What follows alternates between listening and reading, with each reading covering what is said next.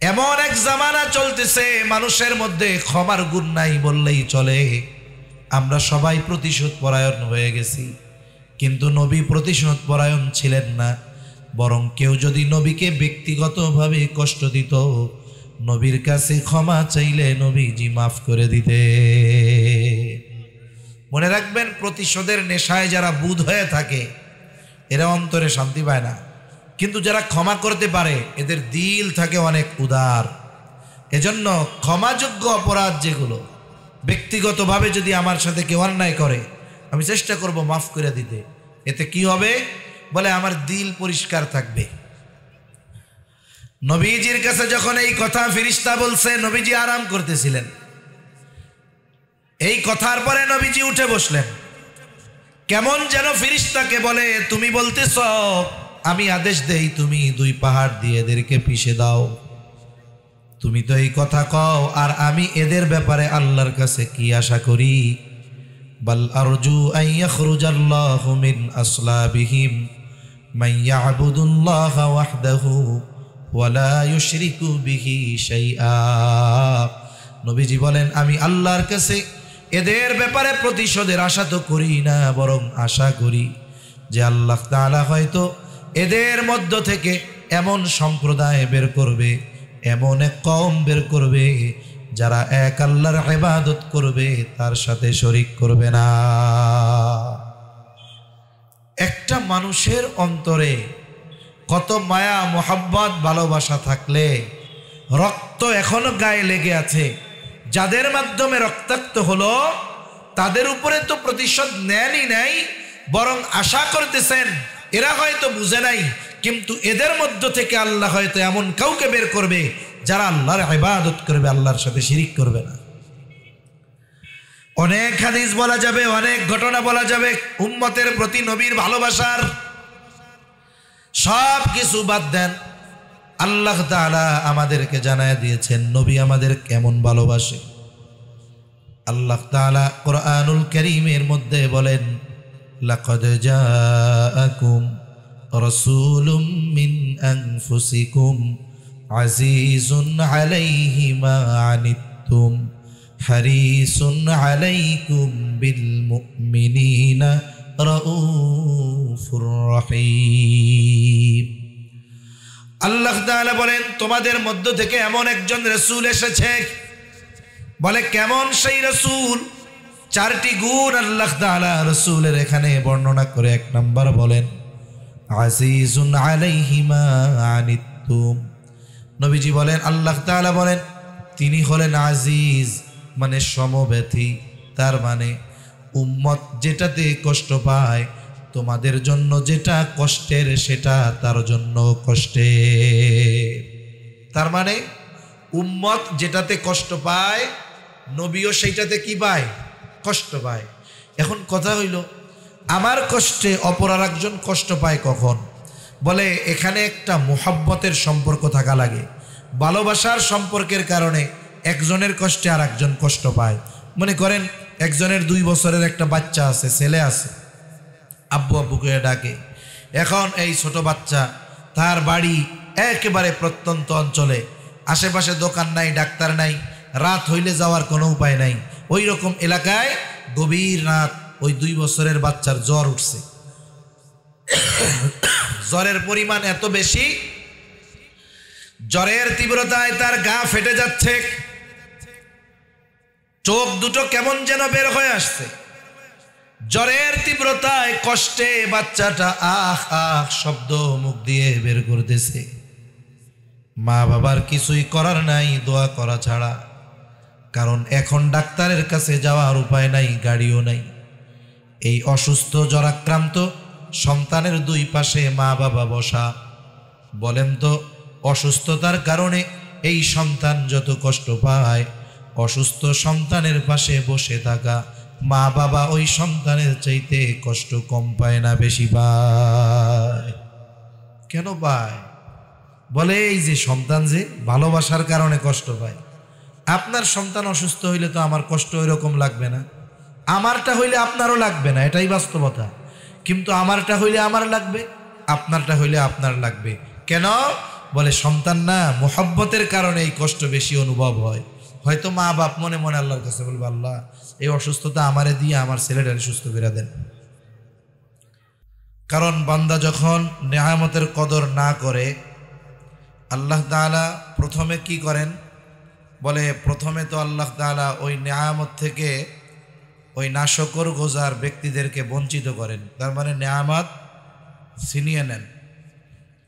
এরপরে কি হয়, বলে নেয়ামত তো ছিনায় নিছে নাশকরির কারণে, আর এই নাশকরির কারণে আল্লাহ সুবহানাহু ওয়া তাআলা কঠিন শাস্তি প্রদান করেন। আল্লামা তাকি উসমানী দামাত বারকাতুহুমুল আলিয়া, ওনার সফরনামা পাওয়া যায়, সফরনামা বিশ্বব্যাপী উনি ভ্রমণ করেছেন। এটাকে আবার তিনি কাগজের মলাটে লিপিবদ্ধ করেছেন। ওনার সফরনামার মধ্যে উনি যখন কোনো দেশে যাইতেন, ওই দেশের ইসলাম মুসলিম এগুলোর ঐতিহ্য উনি খুঁজতেন।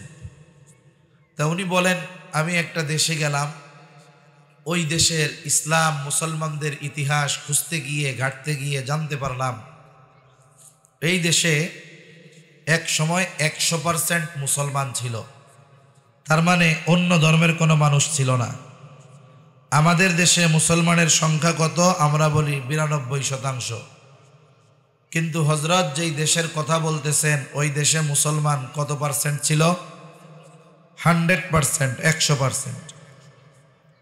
মাদ্রাসা ছিল, মসজিদ ছিল, খানকা ছিল, এরকম দ্বীনি মাজমা মাহফিল সব চালু ছিল।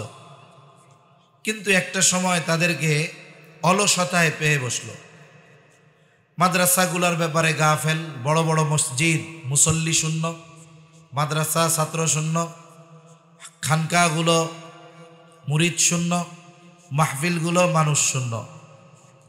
সময়ের পরিবর্তনে এক সময় ওই 100% দেশ মুসলমানের দেশ কি পরিস্থিতি হয়েছে, বলে প্রকাশ্যে দ্বীনের কথা বলা তো বহুদূর, সন্তানকে মানুষকে যদি কোরআন শিখতে হয়েছে, ঘরের মধ্যে গর্ত করে ওই গর্তের মধ্যে কোরআন শেখা লাগছে। কেন, বলে যদি বাহিরে আওয়াজ যায়, সরকারের লোক সেটিং করা আছে, আওয়াজ গেলে ধরে নিয়ে যাবে, মৃত্যুদণ্ড পর্যন্ত হয়ে যেতে পারে। চিন্তা করেন, একটা দেশ একটা সময় 100% মুসলমান ছিল, সব ছিল, কিন্তু এই নেয়ামতের কদর না করার কারণে একটা সময় প্রকাশ্যে আল্লাহর নাম নেওয়াও তাদের জন্য জানের জন্য হুমকি ছিল। এজন্য এখনো আল্লাহ তাআলার পক্ষ থেকে আমাদের প্রতি নেয়ামত যে আমরা দ্বীনের কথা ওপেনে বলতে পারতেছি, মসজিদ মাদ্রাসাগুলো আছে। আমাদের উচিত সময় থাকতে এই দ্বীনি প্রতিষ্ঠান, দ্বীনি হালকা, মাদ্রাসা, মসজিদ এগুলোর কদর করা। যদি না হয়, আল্লাহ না করুন, ওই দেশের মতো যদি পরিস্থিতি হয়ে যায়, তাহলে কি করুন এক অবস্থা হবে, এটা চিন্তা করে উপলব্ধি করে আমাদের নিজেদের পরিবর্তন হওয়া দরকার আছে না নাই? আল্লাহ তাআলা আমাদেরকে যত নেয়ামত দিয়েছেন, সেই নেয়ামতগুলোর মধ্যে দামি এক নেয়ামত যে আল্লাহ তাআলা আমাদেরকে মুহাম্মাদুর রাসূলুল্লাহ সাল্লাল্লাহু আলাইহি ওয়াসাল্লামের উম্মত বানিয়েছেন। এটা আল্লাহ তাআলার পক্ষ থেকে আমাদের জন্য বড় এক নেয়ামত।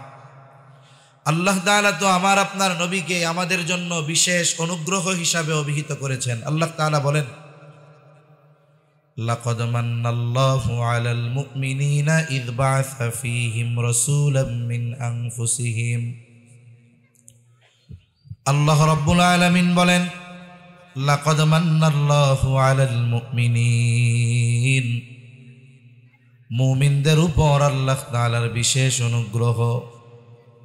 ইয বা'আসা ফীহিম রাসূলাম মিন আনফুসিহিম, যে তিনি তাদের জন্য তাদের মধ্য থেকে একজন রাসূল প্রেরণ করেছেন। আল্লাহ রাব্বুল আলামিন রাসূলুল্লাহ সাল্লাল্লাহু আলাইহি ওয়াসাল্লামকে আমাদের জন্য বিশেষ অনুগ্রহ হিসাবে অভিহিত করেছেন। এই আয়াতের তাফসীরে মুফাসসিরিনে কেরাম বলেন যে যদিও নবী মুমিনদের জন্য বিশেষ অনুগ্রহ, তবে নবীজির কল্যাণে শুধু মুমিনরা উপকৃত হয় এমনটা নয়, বলে আমার আপনার নবীর দ্বারা গোটা সৃষ্টি জগতের সকলেই উপকৃত হয়।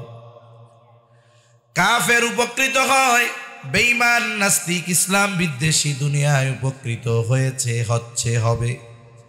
বলে কিয়ামতের দিন কাফেররা আমার আপনার নবীর মাধ্যমে উপকৃত হবে। কেননা আল্লাহ তাআলা আমার আপনার নবীকে গোটা সৃষ্টি জগতের জন্য রহমত হিসাবে অভিহিত করেছেন। আমার আপনার নবী হলেন গোটা সৃষ্টি জগতের জন্য রহমত। পবিত্র কোরআনুল কারীমের সর্বাধিক পঠিত সূরার নাম হলো সূরা ফাতিহা। সূরা ফাতিহার শুরুতেই আল্লাহ তাআলা বলেন আলহামদুলিল্লাহি রাব্বিল আলামিন।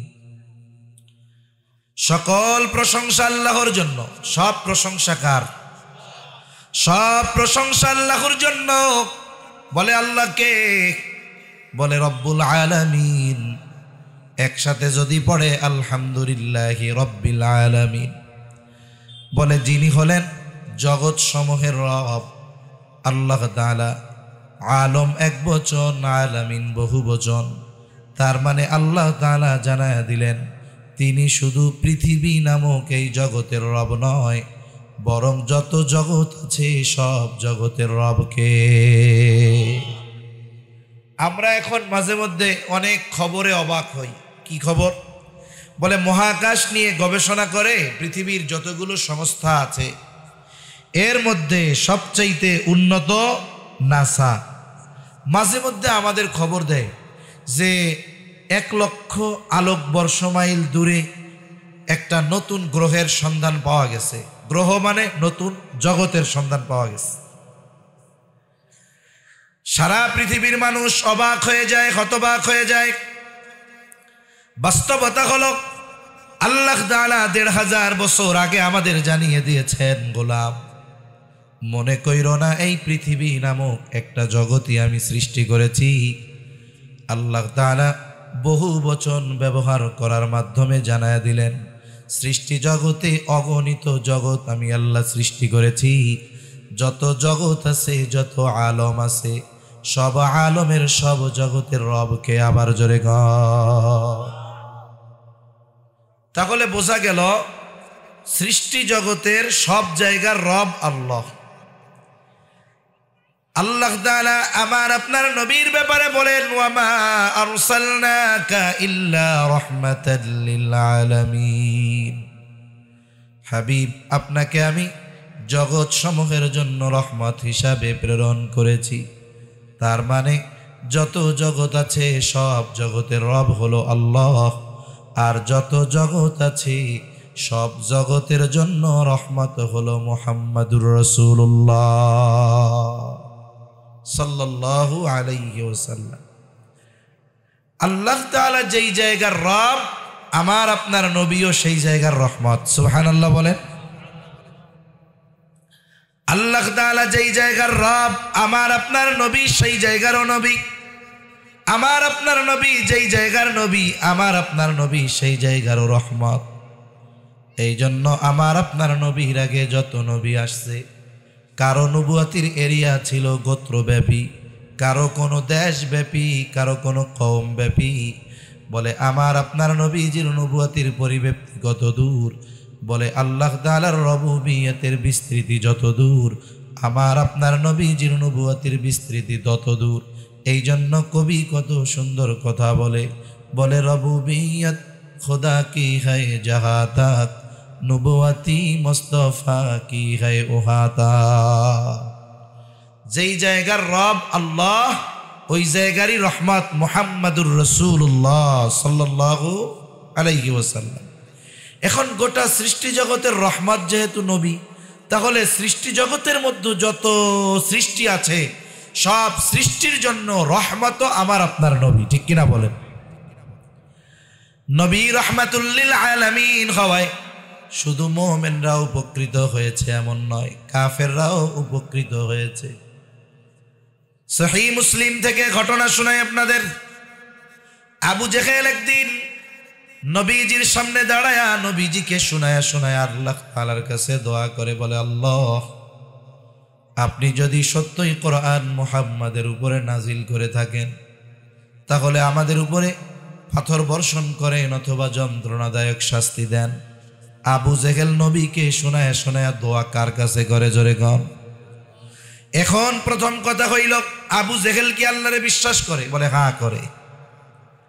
আমার কথা নয়, বরং আল্লাহ তাআলা বলেন, ওয়ালা ইন সাআলতাহুম মান খালাকাস সামাওয়াতি ওয়াল আরদা লায়াকুলুন্নাল্লাহ। আল্লাহ তাআলা বলেন, হাবিব, আপনি যদি মক্কার মুশরিকদেরকে জিজ্ঞাসা করেন মান খালাকাস সামাওয়াতি ওয়াল আরদ, আসমান এবং জমিনের স্রষ্টা কে, এই প্রশ্ন যদি মক্কার মুশরিকদেরকে জিজ্ঞাসা করেন, তারা তাদের দেবদেবীদের কথা বলবে না, অন্য কারো কথা বলবে না। আপনার প্রশ্নের জবাবে কি বলবে? আল্লাহ তাআলা দুইটা তাকিদ যোগ করে বলেন, লায়াকুলুন্নাল্লাহ, অবশ্যই অবশ্যই তারা বলবে আসমান জমিনের স্রষ্টাকে। তারা বলবে আসমান জমিনের স্রষ্টা আল্লাহ। ওয়ালা ইন সাআলতাহুম মান নাযালা মিনাস সামাই মাআ ফাআহইয়া বিহিল আরদা বা'দা মাউতিহা। আপনি যদি মক্কার মুশরিকদের কাছে জানতে চান, জিজ্ঞাসা করেন মান নাযালা মিনাস সামাই মাআ, কে আসমান হতে পানি বর্ষণ করে, শুধু তাই না, ফাআহইয়া বিহিল আরদা বা'দা মাউতিহা, ওই বর্ষিত পানির দ্বারা মৃত জমিনকে কে পুনরুজ্জীবিত করে? এখন তো পানি যদি না হয়, বৃষ্টি যদি না নামে, মোটর আছে, স্যালো মেশিন আছে, শক্ত মাটির মধ্যে পানি দিয়া নরম বানানো হয়। একটা সময় তো এইগুলা কিছুই ছিল না। বলে একটা সময় এমন হতো, চৈত্র মাস, জমিনের পানি শুকায়া, জমিনটা শুকায়া ফেটে চৌচির হয়ে যাইত। ওই শক্ত জমিনের শক্ত মাটি দিয়া যদি কাউরে আঘাত করা হতো, মাথা ফেটে যেত। বলে ওই জমিনে ফসল হওয়া ছিল অসম্ভব। কিন্তু আল্লাহ তাআলা যখন আসমান থেকে একটু পানি মাটির উপরে ঢাইলা দিতেন, মুহূর্তের মধ্যে মাটি নরম হয়ে যাইত। ওই মরা জমিন ফসল উৎপাদনের অনুপযুক্ত জমিন, আসমানওয়ালার আসমানি পানি পায়া সাথে সাথে নরম হয়ে ফসল উৎপাদনের উপযুক্ত হয়ে যায়। আল্লাহ বলেন, জিজ্ঞাসা করেন এইগুলো কে করে? আল্লাহ তাআলা বলেন, আপনার এই প্রশ্নের জবাবে কি বলবে? বলে লায়াকুলুন্নাল্লাহ, অবশ্যই অবশ্যই তারা বলবে এগুলো যিনি করেন তিনি কে? জবান খুইলা গন, আরো জোরে বলেন না কে? বলে আসমান হতে পানি দেয় আল্লাহ, এই বর্ষিত পানির দ্বারা মৃত জমিনকে জীবিত করে আল্লাহ। আর এক জায়গায় আল্লাহ তাআলা বলেন, ওয়ালা ইন সাআলতাহুম মান খালাকাহুম, আপনি যদি তাদেরকে জিজ্ঞাসা করেন তাদেরকে কে সৃষ্টি করেছে, তারা বলবে না এমনিই হয়ে গেছি, দেবদেবী বানাইছে। বলবে লায়াকুলুন্নাল্লাহ, অবশ্যই অবশ্যই আমাদের স্রষ্টা হলেন আল্লাহ। এই বিশ্বাসগুলো কাদের? বলেন মক্কার মুশরিকদের। কাদের বলেন? তাহলে ওরা বিশ্বাস করে আসমান জমিন আল্লাহ বানাইছে, বৃষ্টি আল্লাহ দেয়, জমিন থেকে ফসল উৎপাদন আল্লাহ করে, বলে আমাদেরও আল্লাহ বানিয়েছেন। এরপরেও কেন ওরা কাফের? বলে আল্লাহর প্রতি বিশ্বাস থাকার পরেও তারা আল্লাহ তাআলার সাথে এমন কিছু শিরক করেছে যার কারণে এই বিশ্বাস মূল্যহীন হয়ে গেছে। এখন যদি একটু আমাদের দেশের দিকে তাকাই, পৃথিবীর অন্য দেশের কথা বাদ দেন, আমাদের দেশে মাজার পূজারি আছে না নাই? পীরে সেজদা দেওয়ার না লোক আছে না নাই? কবরের কাছে গিয়ে চাওয়ার লোক আছে না নাই? এই লোকগুলারে যদি জিজ্ঞাসা করেন কে তোমারে বানাইছে, বলবে আল্লাহ। বৃষ্টি দেয় কে? বলবে আল্লাহ। আসমান জমিন বানাইছে কে? বলবে আল্লাহ। আবু জেহেল উতবা সাহেবাও এইটা কইতো। আবু জেহেল উতবা সাহেবা চাইতো লাত মানাত উজ্জার কাছে, আর এই মানুষগুলো যায় চায় পীরের কাছে, কবরের কাছে, মাজারের কাছে। বলেন তো আবু জেহেল আর এই ধরনের মানুষ যারা, এদের মধ্যে কোনো তফাৎ আছে নাকি? এজন্য অনেক মানুষ সমাজে আছে, দেখা যাবে সব ঠিক দেখতে মুসলমান, কিন্তু তার কিছু বিশ্বাস তাকে ইমান থেকে বের করে দিয়েছে, এটা টেরও সে পায় না। আবার যদি আপনি একটু সতর্ক করেন যারে মিয়া এ তো শিরক হইতেছে, দেখবেন সে আপনার বড় দুশ্মন হয়ে যাবে, ঠিক কিনা বলেন? আবু জেহেল নবীর সামনে শুনায় শুনায় বলে, আল্লাহ, আপনি যদি সত্যই কোরআন মুহাম্মাদের উপরে নাজিল করে থাকেন, তাইলে আমাদের উপরে পাথর বর্ষণ করেন, যন্ত্রণাদায়ক শাস্তি দেন। আল্লাহকে বিশ্বাস করে, আল্লাহর অস্তিত্বে বিশ্বাস করে, এই জন্য আল্লাহর কাছে বলে। এক হাদিসের মধ্যে আসছে, নবীজি বলেন, আবু জেহেল আল্লাহ তাআলার কাছে দোয়া করেছে, আর আল্লাহ তাআলা আবু জেহেলের দোয়াও কবুল করেছে। বদরের দিন সকালবেলায় আবু জেহেল আল্লাহ তাআলার কাছে বলে, আল্লাহ, আজকে যারা হকের উপরে আছে, সত্যের উপরে আছে, আপনি তাদের বিজয় দান করেন। নবীজি বলেন, আল্লাহ আবু জেহেলের দোয়া কবুল করেছে। বদরের দিন যারা হকের উপরে, সত্যের উপরে, আল্লাহ রব্বুল আলামিন তাদেরকেই বিজয় দান করছে। এখন কথা হলো, আবু জেহেল এই কথা গোপনে গিয়ে আল্লাহর কাছে কইতো, নবীকে শুনায় শুনায় বলে কেন? প্রথম কারণ হইল, কথার মাধ্যমে নবীকে কষ্ট দিতে চায়। কেমন যেন বলতেছে, আল্লাহ, আমার দলে লোক কত, আমারও তো চেহারা টেহারা ভালো, টাকা পয়সারও অভাব নেই, আমার মতো লোক থাকতে আপনি মুহাম্মাদের মতো এতিম, টাকা পয়সা নাই, দলে লোকজন নাই, এমন একজনের উপরে কোরআন নাজিল করলেন, এটা কেমন কাম হইল? গ্রামে কিছু মানুষ আছে, গ্রামে বিশেষ করে মানুষের সাথে মানুষের শত্রুতা হইতে কিছুই লাগে না। আপনার উন্নতি এই কারণে আপনি আর একজনের শত্রু এমনি হয়ে যাবেন, হিংসার ঠেলায়, আছে না নাই? অনেক সময় দেখা যাবে একজন গরিব মানুষ জমিনে কাজ করে খায়, অন্যের বাড়িতে কাজ করে খায়, সে তার ছেলেটাকে শহরে পাঠাইছে, লেখাপড়া শিখছে, এখন বড় অফিসার হইছে, মা বাপরে দেশ থেকে নিয়ে যাবে শহরে, বড় বাসার মধ্যে রাখবে। এখন মানুষ অনেক সময় কয় না যে অমুক চাচার কষ্টের দিন শেষ। কি হয়েছে রে? কারে শুনো নাই, অমুক চাচার ছেলে তো বড় শিক্ষিত, অনেক বড় অফিসার, শুনলাম কয়দিন পরে আইয়া কাকারে বাড়িতে ওই ঢাকা নিয়ে যাইব, 5 তলা বিল্ডিং আছে, ওইখানে কাকারে রাখবো, চাচার কষ্টের দিন শেষ। এই যে চাচার কষ্টের দিন শেষ হয়েছে, এটা সবার কাছে ভাল লাগবে না। পিছন থেকে একজনে কেবো, এরে কার কথা কস রে? বলে অমুক চাচার কথা। কি হয়েছে? ওনার পোলা তো এরকম এরকম অফিসার এই হয়েছে। কই অমুকের পোলা এই হইল? আমার বাড়িতে কয়দিন আগে কাম করিয়া খাইছে, এর পোলা অফিসার। ও আল্লাহ, এটা শোনার আগে মরলাম না কেন? এরকম কয় কি কয় না? এখন ওই টাইমে যদি আজরাইল এসে কয় তোমার মরতে মন চায়, আমার লগে চলো না, কইব আর মিয়া আমি কি সত্যি সত্যি মরতে চাইছে নাকি? তো এমনি এমনি কইছি। মানে এই কথাটা বলার উদ্দেশ্য কি? ওই ব্যক্তির উন্নতি হইছে, তাকে তিরস্কার করা, ছোট করা, যে অমক আমার বাড়িতে কাম করতো, এখন এই হয়ে গেছে। এটা কথার দ্বারা কি দেওয়া? হিংসার কারণে তাকে কি করা? কথার দ্বারা কষ্ট দেওয়া। আর যদি মানুষ ভদ্র হয়, কথার দ্বারা কষ্ট দিলে, কেউ যদি কথা বলে উল্টাপাল্টা, সে চুপ করে বেড়াতে হয়, কিছু কয় না। অনেক সময় দেখা যায় হুজুর গো মানুষ কত কথা কয়, কয় মোল্লা, এরপরে কয় জঙ্গি, মানুষের বাড়িতে গায়, এরকম কয় কি কয় না? আমাদের একটু বেশি বলে তো, এই জন্য বলতেছি। এখন দেখা যাবে হুজুরে বলছে, হুজুর শুনে কিছু কয় না, ও মনে করে হুজুর মনে হয় বলো দুর্বল না। এই যে যে চুপ করে আছে, বলে এটা হলো রহমানের বান্দার অন্যতম গুণ। আল্লাহ তাআলা রহমানের বান্দাদের গুণগুলো বর্ণনা করতে গিয়ে বলেন, ওয়াইযা খাতাবাহুমুল জাহিলুনা ক্বালু সালামা। জাহেল মূর্খ অজ্ঞ যখন রহমানের বান্দাদের উদ্দেশ্য করে কোনো কিছু বলে, তারা বলে সালাম সালাম, চুপ কইরা থাকে। এর মানে সে দুর্বল নয়, কিন্তু সে রহমানের বান্দা, এই জন্য চুপ কইরা আছে। নবীকে শোনায় শোনায় আবু জেহেল বলতেছে, কিন্তু নবী কিছু বলে না। কিন্তু আল্লাহ তাআলা তার বন্ধুকে আবু জেহেল তিরস্কার করে খোঁচা দেয়। আল্লাহ তাআলা চুপ কইরা নাই, নবী যদিও চুপ, কিন্তু আবু জেহেলের এই কথার জবাব নবীর কাছে আল্লাহ পাঠায় দিলেন। আল্লাহ তাআলা কেমন যেন বলেন, ও আবু জেহেল, তোমরা যা করো, তোমরা যা বলো, তোমরা শাস্তির উপযুক্ত, কিন্তু কেন তোমাদের শাস্তি দেই না শুনে নাও। আল্লাহ তাআলা আমার আপনার নবীর জবান দিয়ে বের করে বলে, হাবিব, ওরা শাস্তির উপযুক্ত, তবে কেন শাস্তি দেই না?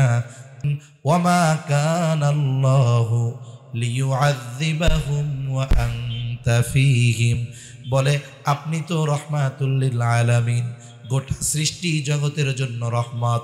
আল্লাহ তাআলা আমার আপনার নবীর আগে যখন কোনো অবাধ্য উম্মতকে শাস্তি দেওয়ার ইচ্ছা করেছেন, আগে আল্লাহ তাআলা ওই এলাকার যিনি নবী রাসূল তাকে আগে নিরাপদ এলাকায় সরায় নিয়েছেন, এরপরে আযাব দিয়েছেন। ওনার নবুয়তের এরিয়ার বাইরে নিয়ে গেছেন, এরপরে শাস্তি দিয়েছেন। বলে আপনি তো গোটা সৃষ্টি জগতের জন্য রহমত, একটা ইঞ্চি জায়গা সৃষ্টি জগতে নাই যেই জায়গার রহমত আপনি না, আপনারে কোথায় আমি সরায় নিমু? এই জন্য আপনি যতক্ষণ তাদের মধ্যে আছেন, শুধুমাত্র আপনার সম্মানার্থে আমি তাদের আযাব দেই না। নবী তিলাওয়াত করে আবু জেহেলকে শোনায় দিছে যে তোমরা যে শাস্তি যা চাও তার উপযুক্ত, কিন্তু কেন আল্লাহ দেয় না জানো? আমার কারণে তোমরা নগদে শাস্তি পাইতেছ না। নবীজি দোয়াও করে গেছে, আল্লাহ, পাপের কারণে অতীতের উম্মতদের মতো আমার উম্মতকে আপনি সমূলে ধ্বংস করবেন না। এজন্য পাপ ওই জাহেলিয়াতের সময়ের চাইতে আমাদের সমাজে এই দুনিয়ায় কম হয় না, কিন্তু আল্লাহ তাআলার কাছে নবীজির দোয়া, এই দোয়ার বরকতে হালকা পাতলা আল্লাহ সাইজ করে, কিন্তু সমূলে ধ্বংস করে দেয় না। ঠিক কিনা বলেন? এই নবী গোটা সৃষ্টি জগতের সকলের জন্য রহমত। আল্লাহ তাআলা তার দিলটাকে দয়া মায়া দিয়ে ভরপুর করে দিয়েছেন। এই জন্য তার উম্মতের প্রতি তার বেশি মায়া, বিশেষ মায়া। আমাদের প্রতি নবীর ভালোবাসা মহব্বত কত বেশি! লম্বা কথা হয়ে যাবে, একটা দুইটা উপমা দেই। আমাদের প্রতি নবীর ভালোবাসা কত বেশি! হাদিসের মধ্যে আসছে, আব্দুল্লাহ ইবনে আমর ইবনুল আস রাদিয়াল্লাহু তাআলা আনহু থেকে বর্ণিত, তিনি বলেন, নবীজি একদিন সাহাবা ইকরাম নবীর সামনে বসা, হঠাৎ করে নবীজি কোরআন থেকে তিলাওয়াত করলেন, আন্নান নাবিয়্যা সাল্লাল্লাহু আলাইহি ওয়াসাল্লাম তাআলা মা কাওলাল্লাহি আযজা ওয়া জাল্লা ফি ইব্রাহিম আলাইহিস সালাম। আল্লাহ তাআলা ইব্রাহিম আলাইহিস সালামের ব্যাপারে যা নাজিল করেছেন, নবীজি কোরআন থেকে তা তিলাওয়াত করলেন। কি নাজিল করেছে? বলে ইব্রাহিম আলাইহিস সালাম তার গুনাহগার উম্মতের জন্য দোয়া করছে, রব্বি ইন্নাহুন্না আযলালনা কাসীরাম মিনান নাস ফামান তাবিআনি ফাইন্নাহু মিন্নি ওয়া মান আসানি ফাইন্নাকা গফুরুর রহিম। ইব্রাহিম আলাইহিস সালাম তার উম্মতের জন্য দোয়া করে, ও রব, ইন্নাহুন্না আযলালনা কাসীরাম মিনান নাস, এই প্রতিমাগুলো, এই মূর্তিগুলো অধিকাংশ মানুষকে পথচ্যুত করে ফেলছে। ফামান তাবিআনি ফাইন্নাহু মিন্নি, তবে যারা মূর্তি পূজা বাদ দিয়ে আমার আনুগত্য করেছে, ফাইন্নাহু মিন্নি, সে তো আমার দলের লোক, আমার দলভুক্ত। ওয়া মান আসানি, আর যারা আমার আনুগত্য করে নাই, যদিও আমার আনুগত্য করে নাই, এরপরেও তো আমার উম্মত। কারণ নবীজির নবুয়তির পর কিয়ামত পর্যন্ত যত মানুষ আসবে, হোক মুসলিম আর অমুসলিম, সকলে আমার আপনার নবীর উম্মত, হোক সে ইমানদার হোক সে বেঈমান। ইব্রাহিম আলাইহিস সালাম বলে, যদিও আমার আনুগত্য করে নাই, তবে আমারই তো উম্মত। কেমন যেন ইব্রাহিম আলাইহিস সালাম বলে, আল্লাহ, আপনি তো গফুর, আপনি তো রহিম, আপনি যদি চান আমার গুনাহগার উম্মত গুলারেও মাফ করে দিতে পারে। وقال عيسى عليه السلام إن تعذبهم فإنهم عبادك وإن تغفر لهم إنك أنت العزيز الحكيم। ঈসা আলাইহিস সালাম তার গুনাহগার উম্মতের জন্য আল্লাহ তাআলার কাছে দোয়া করে আর বলে, রব আপনি যদি তাদের আযাব দেন, শাস্তি দেন, তারা তো আপনারই বান্দা। ওয়া ইন তাগফির লাহু, আর যদি তাদের আপনি মাফ করে দেন, ফা ইন্নাকা আনতাল আজিজ, আপনি হলেন মহাপরাক্রমশালী, আপনি হলেন হাকিম, মহাপ্রজ্ঞাময়। তার মানে ঈসা আলাইহিস সালাম বলে, আল্লাহ আপনি আমার গুনাহগার উম্মত, আপনার বান্দাগুলারে মাফ করে দেন। দুই নবী তাদের উম্মতের জন্য ক্ষমা চেয়ে দোয়া করছে কার কাছে? জোরে কোন, কার কাছে? আল্লাহর কাছে। নবীজি এই দুই আয়াত তিলাওয়াত করছে। স্বাভাবিকভাবে সব সময় তো উম্মতের কথা মনে পড়ে। বাবা মারা গেছে বা সন্তান মারা গেছে, বলেন তো সেই বাবার সব সময় সন্তানরে মনে পড়ে না? মনে পড়ে। কিন্তু যেই দিনটা মরছে ওই দিনটায় কম মনে পড়ে না বেশি মনে পড়ে?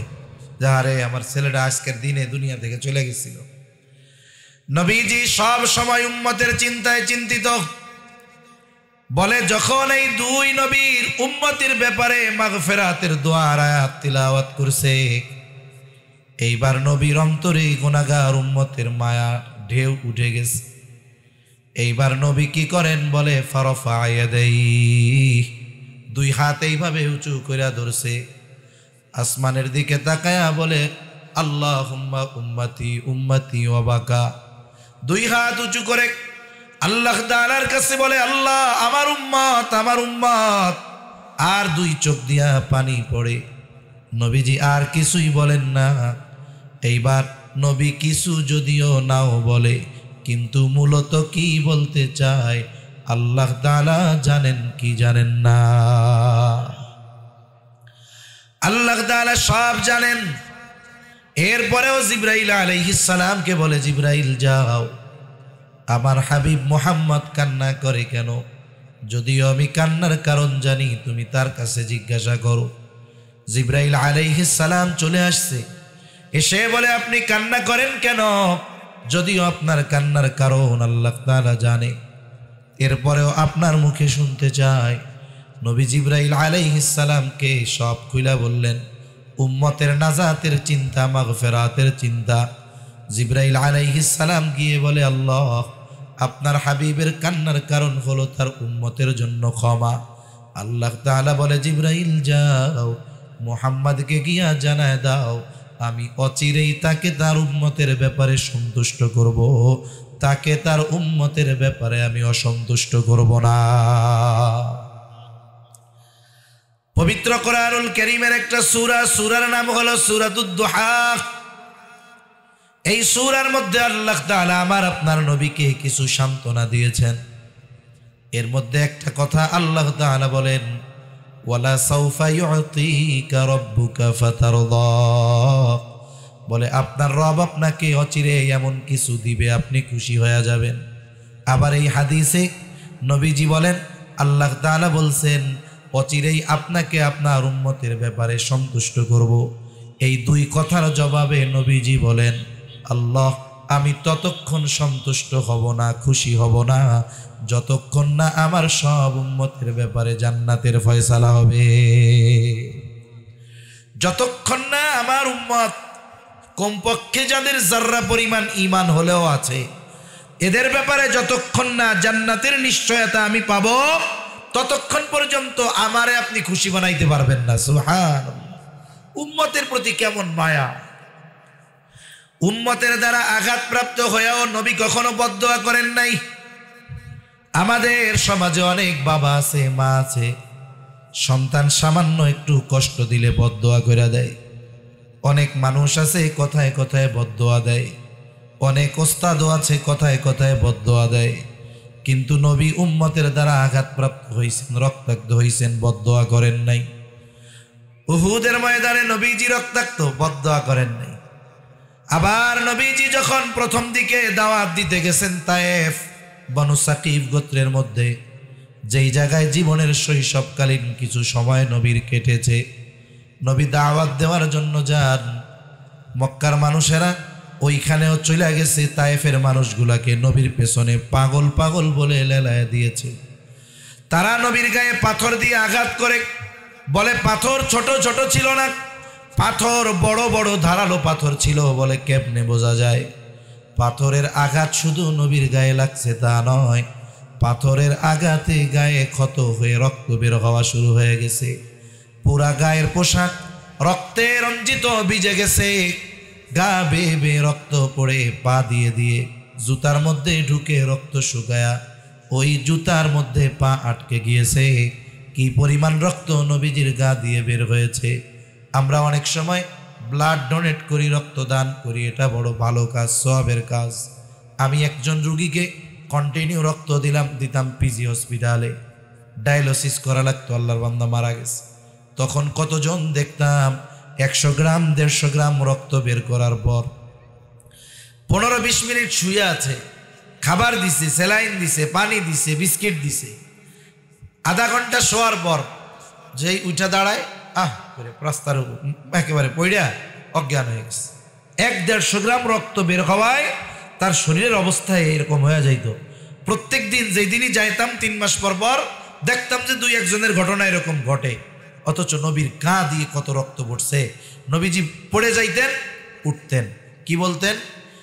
বলতেন বলো লা ইলাহা ইল্লাল্লাহ তুফলিহু, বলো লা ইলাহা ইল্লাল্লাহ, তোমরা সফল হয়ে যাইবা। সারাদিন পরে নবীজি পড়ন্ত বিকালে রক্তাক্ত দেহ নিয়ে এক আঙ্গুর বাগানের পাশে নবী বিশ্রাম করতেছে।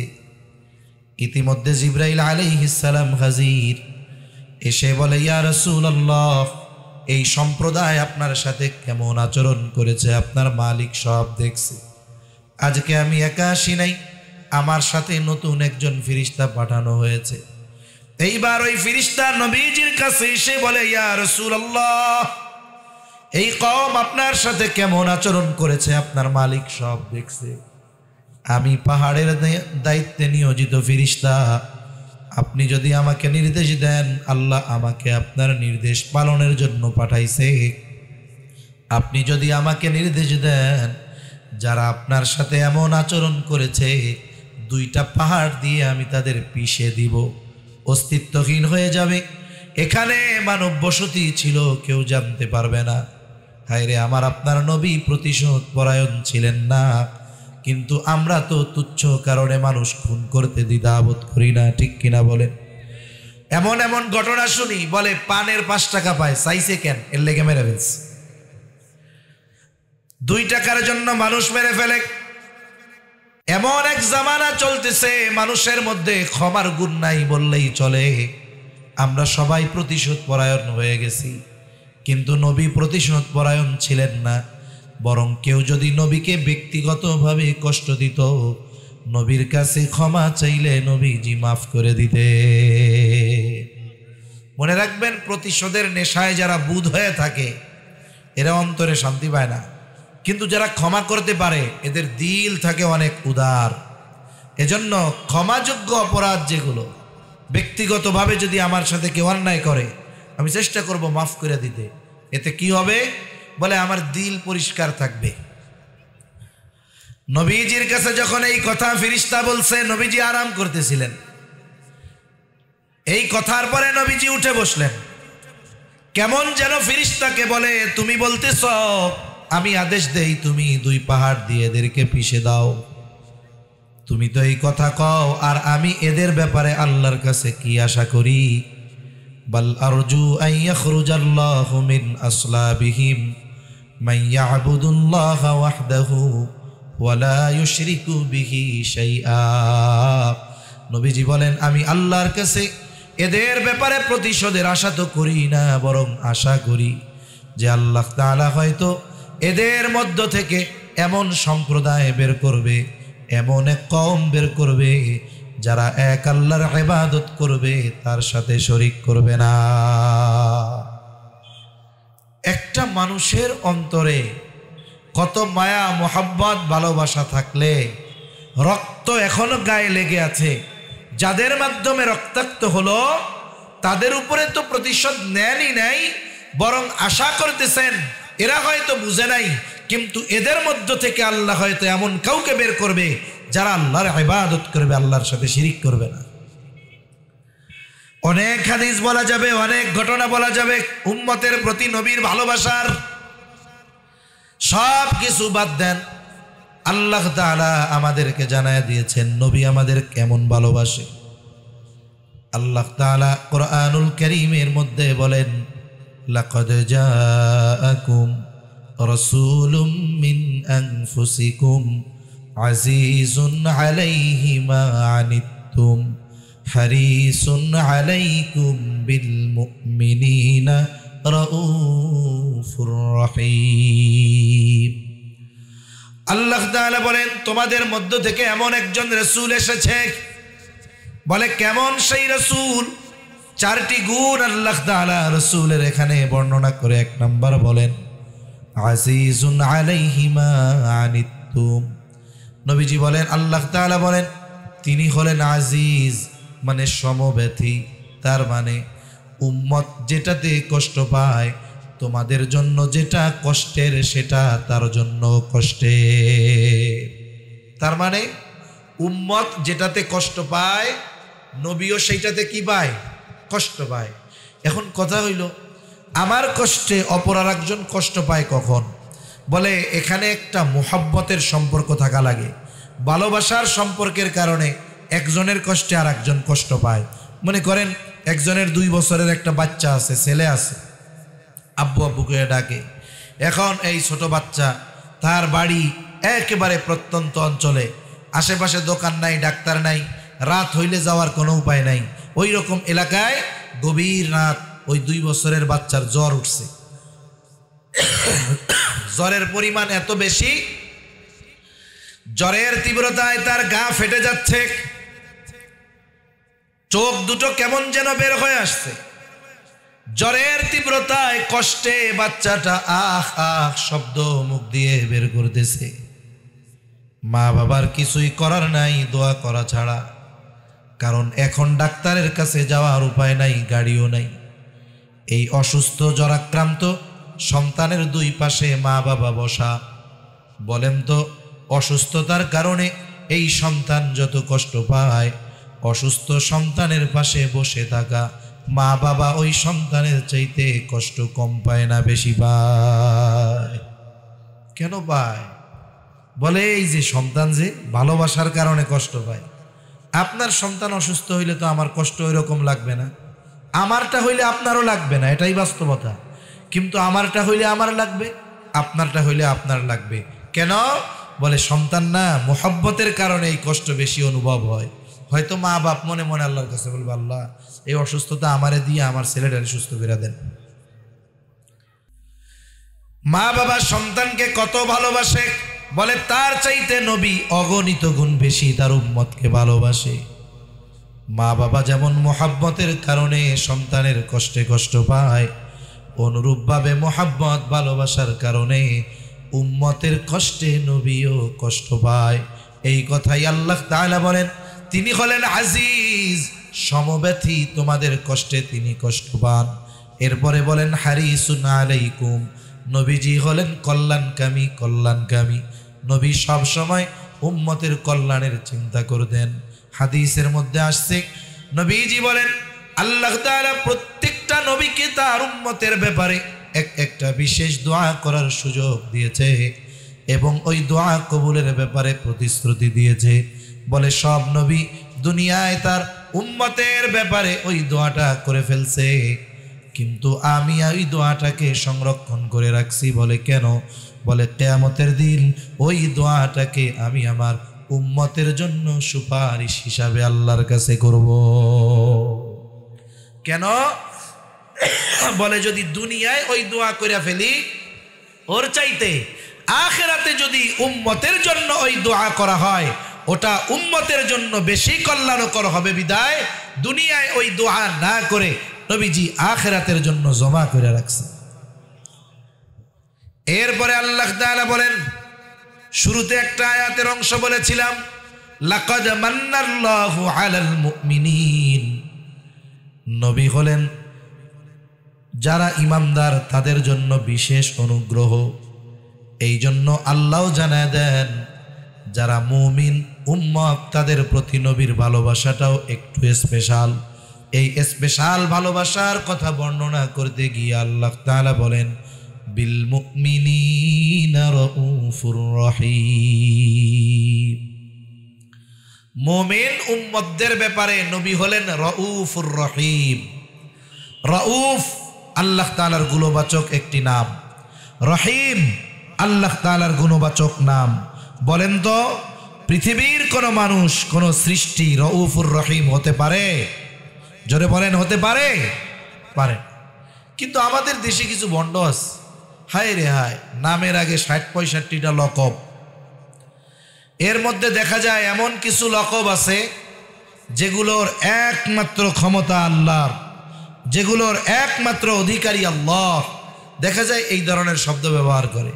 এক পীরের নামের শুরুতে নাকি আছে সাহেবে কুন, মানে বুঝেন কি, উনি যা বলে তাই হয়ে যায়। এখন বলেন তো সাহেবে কুন কে? ইন্নামা আমরুহু ইযা আরাদা শাইআন আন ইয়াকুলা লাহু কুন ফায়াকুন।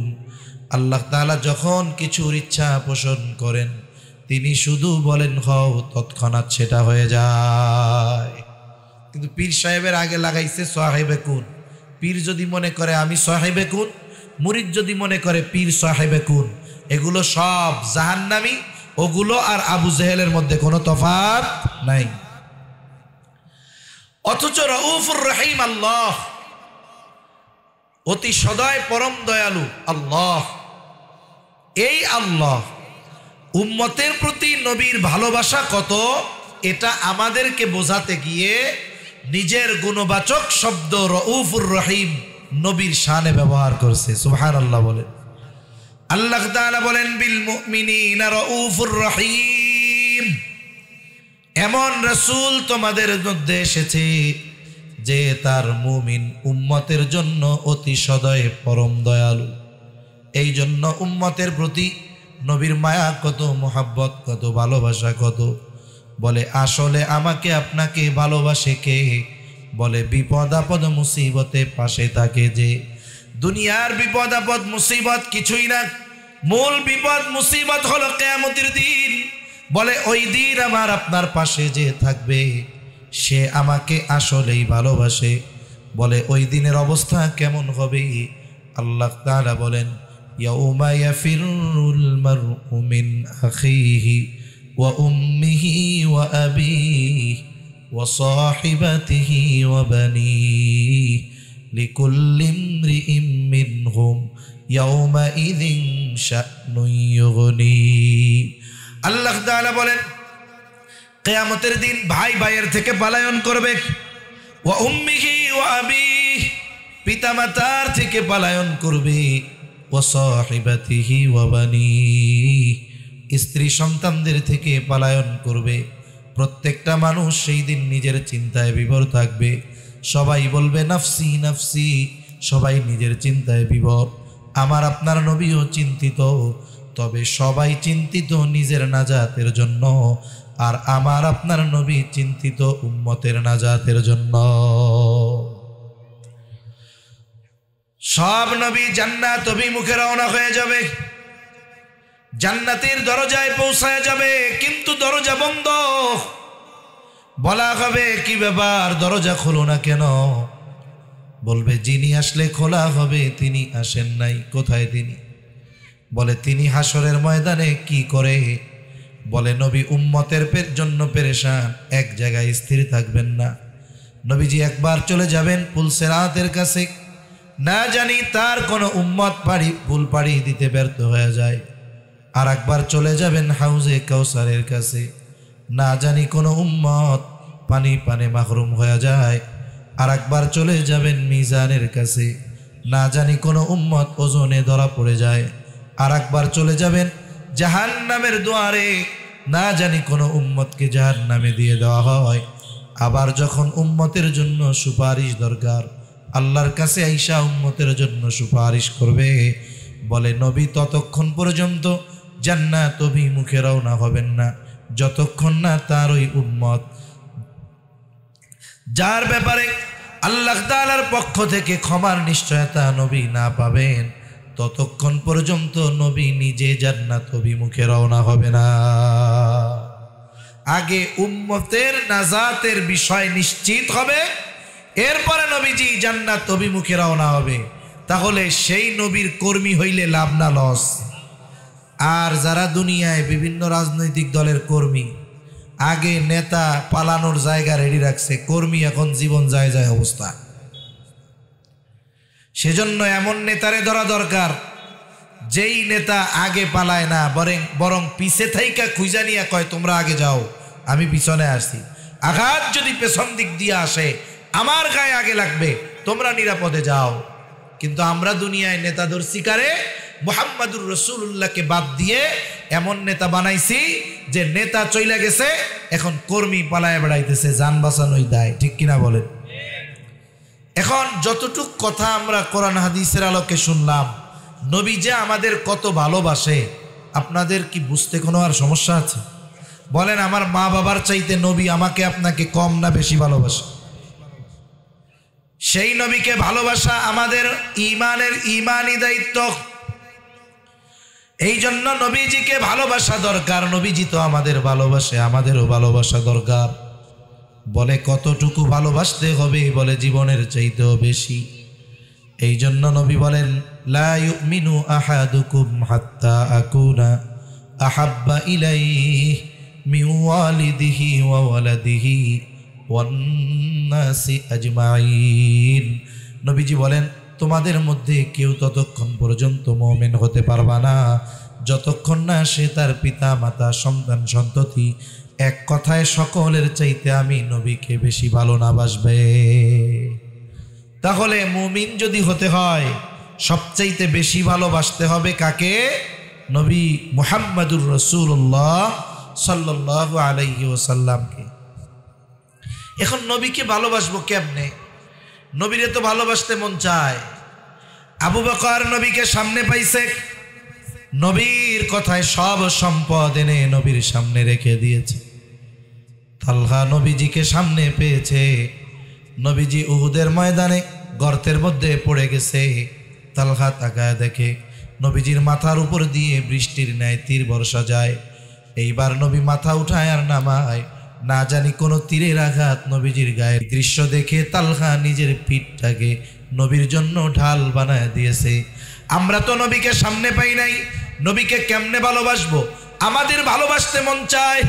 নবী সেই জন্য জানায় দেন, ও আমার উম্মত, আমি দুনিয়ায় না থাকলেও আমারে ভালোবাসতে পারবা। বলে কেমনে? নবী বলেন, মান আহাব্বা সুন্নতি ফাকাদ আহাব্বানি ওয়া মান আহাব্বানি কানা মাই ফিল জান্নাহ। নবীজি বলেন, যে আমার সুন্নতকে ভালোবাসলো সে আমি নবীকে ভালোবাসলো। নবীকে ভালোবাসলে লাভ কি? বলে সে আমার সাথে জান্নাতে অবস্থান করবে। জান্নাতে অবস্থান করা নবীর সাথে কত বড় সৌভাগ্যের ব্যাপার। সাহাবায়ে কেরাম যখন শুনছে যে তারা জান্নাতে নবীর সাথে থাকতে পারবে, হযরত আনাস রাদিয়াল্লাহু তাআলা আনহু বলেন, জান্নাতে নবীর সাথে থাকতে পারার সংবাদ পেয়ে আমরা এত খুশি হইছি যে ইসলাম গ্রহণের পরে আর কোনো কথা এত খুশি হই নাই। সুবহানাল্লাহ। সেই নবীর সাথে জান্নাতে থাকার সুযোগ এখনো আমাদের আছে না নাই? আছে। অফার চালু আছে। মনে করেন এক কোম্পানি আপনারে অফার দিছে। কি অফার? বলে শোনেন, আপনি মক্কা শরীফে গিয়া ওইখানে যে ক্লক টাওয়ার আছে, 5 স্টার হোটেল, এর উপরে ওইখান থেকে বাইতুল্লাহ দেখা যাবে। এক এক রুমের ভাড়া এক এক দিন 30,000 টাকা। আপনারে 5 দিন 5 রাত ওইখানে থাকার সুযোগ দেওয়া হইল, আর বিমানের টিকিট দেওয়া হইল। আপনি এখন কোন অফার তো আছে থাকার, 20 টিকিটও আছে বিমানে ওঠার, পাসপোর্ট আর ভিসা যদি না থাকে অফার বুক করা যাবে? নবীর সাথে জান্নাতে থাকার অফার আছে। বলে সৌদি আরবের ওই অফার, 5 স্টার হোটেলে গিয়া কাবা ভিউ উমরা করতে পারবেন কেমনে? বলে সৌদি আগে যাওয়া লাগবে। জান্নাতে যদি নবীর সাথে থাকতে হয় অফার আছে, তবে আগে জান্নাতে তো যাওয়া লাগবে। বলে জান্নাতে কে যাবে? নবী তাও জানায় দেয়। নবীজি বলেন, কুল্লু উম্মতি ইয়াদখুলুনাল জান্নাতা ইল্লা মান আবা। নবীজি বলেন, আমার সব উম্মত জান্নাতে প্রবেশ করবে আবা উম্মত ছাড়া। জিজ্ঞাসা করা হলো, ইয়া রাসূলুল্লাহ, আবা উম্মত কারা? নবীজি বলেন, মান আতাআনি দাখালাল জান্নাহ ওয়া মান আসানি ফাকাদ আবা। বলে যে আমার আনুগত্য করবে জান্নাতে প্রবেশ করবে, আর যে আমার আনুগত্য করলো না আবা উম্মত, সে জান্নাতে প্রবেশ করতে পারবে না। তাহলে নবীর সুন্নাতকে মুহাব্বত এবং সুন্নাত অনুসরণ, এই দুই জিনিস যদি আমার আপনার মধ্যে থাকে, বলে জান্নাতে যাওয়া যাবে, নবীর সাথে থাকা যাবে। কত বড় অফার আমাদের জন্য রয়েছে। কিন্তু আফসোস, আমরা নবীর সুন্নাতকে অনেক ক্ষেত্রে মুহাব্বতও করি না, অনুসরণ তো বহুদূর। বরং নবীর সুন্নাত মেনে চলা অনেক সময় আমরা আমাদের জন্য লজ্জার কারণ মনে করি। আছে না এরকম লোক? সুন্নাতের উপরে চলতে বললে বলে হুজুররা আর ওয়াজ পায় না, খালি সুন্নাতের কথা কইব। আবার সুন্নাতের কথা কয় কি? কয় দাড়ি রাখো। কয় দাড়ি ছাড়া কি আর কোনো সুন্নাত নাই? খাওয়ার পরে মিষ্টি মুষ্টি খামু, এইসব সুন্নাত ভাল লাগে তো? রাসূল সাল্লাল্লাহু আলাইহি ওয়াসাল্লামের অনুসরণ ব্যতি রেখে জান্নাতে যাওয়া অসম্ভব, ঠিক কিনা বলেন? এজন্য আমাদের খেয়াল রাখতে হবে, নবীর সুন্নতকে মুহাব্বতের সাথে অনুসরণ করলে জান্নাতে যাওয়া যাবে, নবীর সাথে জান্নাতে থাকা যাবে। মনে রাখতে হবে, সুন্নাত হইল মুসলমানদের কালচার, বিজাতীয়দের কালচার আমরা ধারণ করব না। আমরা কি করি? ইহুদি নাসারাদের কালচার ধারণ করি। আমাদের পোশাকে, আমাদের সুরাতে, আমাদের কর্মে, আমাদের আচার অনুষ্ঠানে, সব জায়গায় বিজাতীয় কালচার, মুসলিমদের কালচার নাই। আমাদের বিবাহ শাদীর মধ্যে মুসলিমদের কালচার নাই, আমাদের পোশাকের মধ্যে মুসলিমদের কালচার নাই, আমাদের আচার অনুষ্ঠানের মধ্যে মুসলিমদের কালচার নাই। বলে আমরা এত ফকির না যে অন্য ধর্মের কালচার গ্রহণ করতে হবে। রাসূলুল্লাহ সাল্লাল্লাহু আলাইহি ওয়াসাল্লাম আমাদের জন্য তার আদর্শ রেখে গিয়েছেন, আর তার আদর্শটাই হলো মুসলমানদের জন্য উত্তম কালচার। মনে রাখতে হবে, সুন্নাতবিহীন সভ্য জাতিতে পরিণত হওয়া অসম্ভব। ইউরোপ আমেরিকা এরা সভ্য নিজেদের বলে, এদেরকে সভ্যতা শিখিয়েছে মুসলমানেরা, এখন ওরা আমাদেরকে শেখাতে চায়। কিন্তু আফসোস, আমাদের সন্তানেরা বোঝে না, ইসলাম সম্পর্কে জানে না, যার কারণে মনে করে ইসলাম মনে হয় শুধু নামাজ, রোজা, হজ, যাকাত এগুলোর কথাই বলে। না, আপনি আমি যদি পরিপূর্ণ সুন্নাহ সম্পর্কে জানতে পারি, তাহলে দেখতে পারবো ইসলাম কত সুন্দর। অন্য জাতির অনুসরণ আমাদের করা লাগবে না। দেখেন, বিজাতীয়দের অনুসরণ করার মাধ্যমে কি হয়? বলে কোনো জায়গায় অনুসরণ করা যাবে না, সেটা অনুষ্ঠানে হোক, যে কোনো বিষয় হোক। এই যে 28 ডিসেম্বর, আজকে 2 দিন 3 দিন পরে 31st নাইট, 31 তারিখ দিবাগত রাত, 1 বর্ষ চলে যাবে, আর 1 সৌরবর্ষের আগমন ঘটবে, জানুয়ারি আসবে। এইটাকে বিদায় আর জানুয়ারিতে স্বাগতম জানাতে গিয়ে খ্রিস্টান ইহুদিরা যত না আনন্দ উদযাপন করে, মুসলমানের বাচ্চারা আরো বেশি করে, ঠিক কিনা বলে? এ কালচার কি মুসলমানের? যদি জিজ্ঞাসা করি কত আরবি তারিখ, কি তারিখ না মাসই পারবো না কইতে, কিন্তু গুনতেছে কবে তারিখটা আসবে। দেখেন, এটা বিজাতীয়দের সভ্যতা, এটা বিজাতিদের কালচার, ইসলাম এর সাথে কোনো সম্পর্ক নাই। আবার দেখেন, ইংরেজি মাসগুলো, তারিখগুলো, এই সৌরবর্ষের হিসাব আর চন্দ্রবর্ষের হিসাব দুটোই দিছেন কে? যেহেতু আন্তর্জাতিকভাবে অফিসিয়ালভাবে ইংরেজি তারিখের হিসাব হয়, রাখেন, তারিখ গণনা করেন, হিসাব রাখেন, সমস্যা নাই। কিন্তু বাস্তব ইতিহাস হলো, ইংরেজি 12 মাসের নাম রোমানদের 12টা দেবতার নামের অংশ দিয়ে শুরু হয়েছে। এই জানুয়ারি, বলে জানুস নামে ওদের এক দেবতা আছে, কাল্পনিক দেবতা আর কি, তার নামের প্রথম অংশ দিয়ে বানাইছে জানুয়ারি। এই জানুয়ারিতে স্বাগতম জানাতে গিয়ে মুসলমানের বাচ্চারা পটকা ফোটায়, আতশবাজি ফোটায়, ফানুস ওড়ায়, আরো কত কিছু করে, নাচ গান করে, এই অপরাধ করে, অশ্লীল কর্মকাণ্ড করে। বলেন, এর সাথে ইসলাম আর মুসলমানদের কোনো সম্পর্ক আছে? এজন্য আমরা এই দিন শুভেচ্ছাও কাউরে জানাবো না। স্বাভাবিক দিনের মতো এই দিন আমাদের, স্বাভাবিক দিন যেমন সূর্য পূর্ব দিকে উঠছে, পশ্চিম দিকে উঠবে, ওটাও ওরকম এক দিন। আবার অনেকে কি করে, অতিপাকনামি করে, লেখে ফেসবুকের মধ্যে যে আমরা এবার নতুন বছর শুরু করব রোজার মাধ্যমে। ওই বেটা তুই যে এই বছর উদযাপন করতে গিয়ে রোজা রাখতেছস, তুই তো কেমন যেন বিসমিল্লাহ কইয়া মদ খাইতেছস। এ আবার কোন ধরনের কথা? ওই দিবসকে কেন্দ্র করে কেন তুমি রোজা রাখবা? তার মানে দিবস তো পালন করলা ভালো কামের মাধ্যমে। এখন এই যে অনেক জায়গায় নাচ গানের অনুষ্ঠান হয়, প্রথমে কি পড়ায়? কোরআন তিলাওয়াত দিয়ে শুরু করাইছে, অথচ হবে হলো অর্ধনগ্ন নাচ হবে, ওইখানে গান হবে। এ কেমন যেন বিসমিল্লাহ কইয়া মদ খাওয়ার মতো। এজন্য ওই দিবস এর সাথে আমাদের কোনো সম্পর্ক নাই, কিন্তু আমাদের চন্দ্র তারিখ এটার হিসাব রাখা আমাদের জন্য জরুরি ছিল, কিন্তু এ ব্যাপারে আমাদের খবর নাই। যাক, সময় শেষের দিকে সর্বশেষ কথাটা বলি। দেখেন সুন্নাত কেন মানবো, কেন বুজুর্গানে দিন দাড়ির সুন্নাতের কথা বলে? শোনেন, দাড়ি হলো এমন এক সুন্নাত, বলে যেই সুন্নাত পালন করলে অন্যান্য অনেক সুন্নাত পালন সহজ হয়, যেই সুন্নাত পালন করলে অনেক গুনাহ থেকে বাঁচা সহজ হয়। বলে এই দুনিয়া থেকে যখন আমাদেরকে আর এক জগতে পাঠাবে, কবর জগৎ, আলমে বরজখ, ওই সময় সর্বপ্রথম যেই সুন্নাত দৃষ্টিগোচর হবে, বলে সেই সুন্নাতের নাম হইল দাড়ি। কবরে রাখার সময় মুখটা খুলে দিয়ে আসে নাই, ঢিলঢুল করে উপরে বান্দা বন্দা খুলে দিয়ে আসে না? দেখেন, কবরে রাখার সময় আমারে আপনারে যখন রাখবে, কি দোয়া পড়বে? কয় বিসমিল্লাহি ওয়া আলা মিল্লাতি রাসূলিল্লাহ। তার মানে কয় কি, ওই যে নতুন জগতে গেছে আলমে বরজখ, আর এক দেশে যাইতে গেলে ভিসা লাগে, বলে আলমে বরজখের ভিসা কি? কয় বিসমিল্লাহি ওয়া আলা মিল্লাতি রাসূলিল্লাহ। কেমন যেন এই ব্যক্তি বলে, বুজুর্গানে দিন বলেন, ওই ব্যক্তির ব্যাপারে বলা হয়, আল্লাহ আপনার নামে এমন এক ব্যক্তিরে কবরে রাখলাম যে গোটা জীবন সুন্নাতের উপরে চলছে, সুন্নাতের উপরে মরছে, আরে এখন কবরে রাখছি, এখনো সুন্নাতের সাথেই আছে। এই কথা কইয়া ওরে কবরে রাখছে। ফিরিস্তা আইসা দেখে ওর ভিসা নকল, মুখ খুলে দেখে কিরে ওর তো মুখে দাঁড়িয়ে নাই, তাহলে এটা সুন্নাত মানলো কোত্থেকে? পিডা। ঠিক কিনা বলেন? তার মানে হলো কি, আমাকে দুনিয়া থেকে বিদায় দিল মিথ্যা কথা বলে। বলেন, যার মধ্যে সুন্নাত নাই তার ব্যাপারে ওই কথা বললে কথা সত্য হবে না মিথ্যা হবে? একটু চিন্তা করে দেখেন, নিজে নিজে বাড়িতে গিয়া পাইবেন যে আমার দুনিয়া থেকে বিদায় দেওয়ার সময় শেষ কথাটা যদি আমার ব্যাপারে মিথ্যা হয়, এর চাইতে দুর্ভাগ্যের আর কিছু হতে পারে না। এজন্য নবীর মুহাব্বতের কথা চিন্তা করে, নবীর সুন্নাতকে অনুসরণ করে আমরা নিজেদেরকে সুন্নাতের আলোকে সাজাবো, তাহলে কি হবে?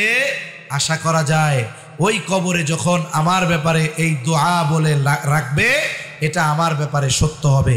আল্লাহ সুবহানাহু ওয়া তাআলা আমাদের সবাইকে নবীজির আমাদের প্রতি ভালোবাসা যথাযথভাবে অনুধাবন করে নবীর সুন্নাতের আলোকে